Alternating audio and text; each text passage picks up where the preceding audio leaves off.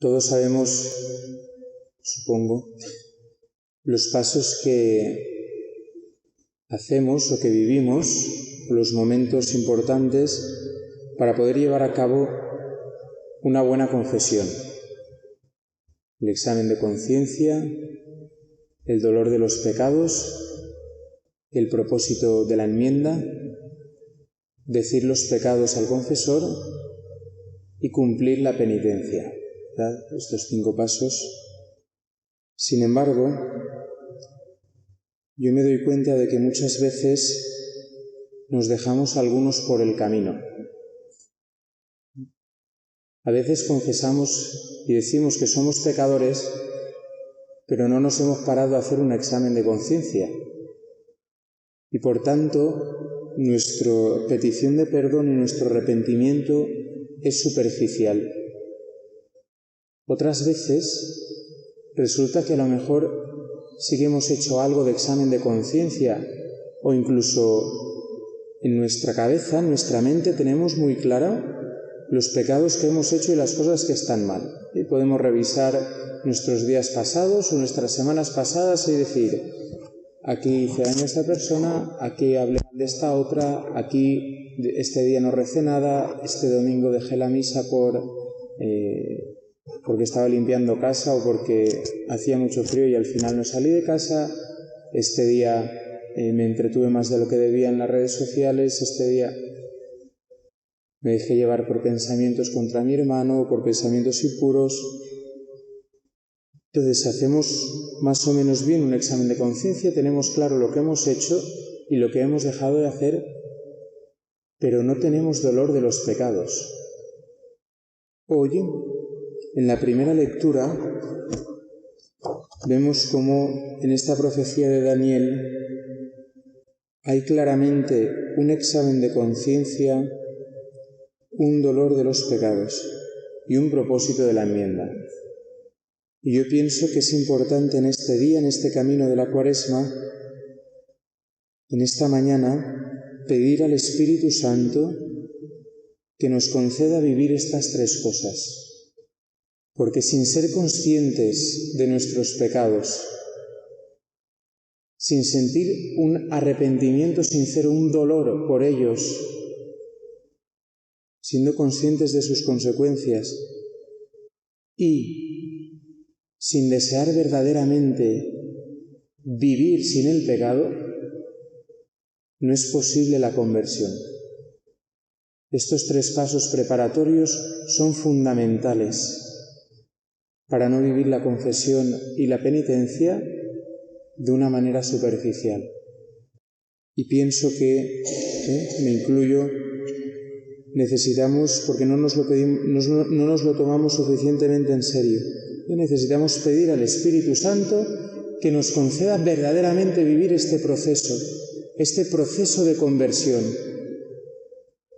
Porque solamente el que conoce profundamente su pecado y el que le duelen sus pecados para confesarlos y el que realmente pide la gracia y es consciente de su fragilidad en el camino de no volver a realizarlos, puede vivir lo que el Señor nos dice en el Evangelio.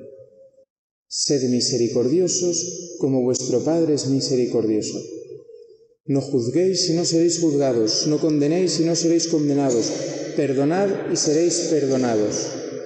¿Sabéis por qué tantas veces juzgamos, condenamos y guardamos rencor?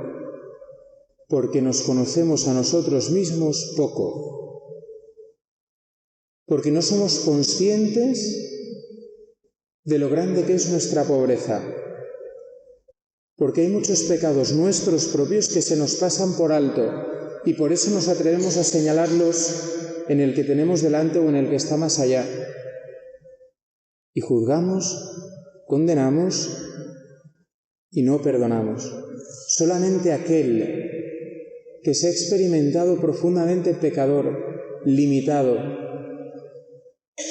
solamente aquel que ha recibido la gracia del dolor de sus pecados, de poder llorar sus pecados y de haber visto o intuido sus consecuencias en su vida, en la de los demás, en el corazón de Cristo, solamente aquel que está luchando el combate de la fe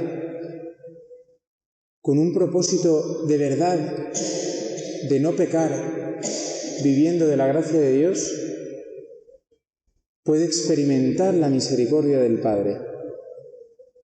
Tanto más grande es para nosotros la experiencia del amor misericordioso de Dios, cuanto más conscientes somos de nuestra pobreza. Pero si nos dedicamos nuestra vida a tapar nuestra pobreza y no nos atrevemos a entrar en lo profundo de la mano del Señor, no tendremos tampoco esta experiencia de la misericordia de Dios. Y si no tenemos esta experiencia de la misericordia de Dios, no podremos ser misericordiosos con nuestros hermanos. Y si no somos misericordiosos con nuestros hermanos, no podemos ser testigos del amor de Dios en este mundo. Y por tanto no podemos anunciar el Evangelio de Jesucristo. Y por tanto no podemos descubrir todo lo que nos ha dado el Señor. Esta medida generosa, colmada, remecida, rebosante. Y somos rácanos en nuestra entrega, porque pensamos que no le debemos nada a nadie, que todo lo que tenemos nos lo hemos ganado, y vivimos en la avaricia de nuestro tiempo, de nuestros bienes, de nuestras cosas, de nuestros dones, de nuestros talentos, todo viviendo en un egoísmo para nosotros mismos. Yo os invito y me invito esta mañana a poder pedir al Espíritu Santo este regalo.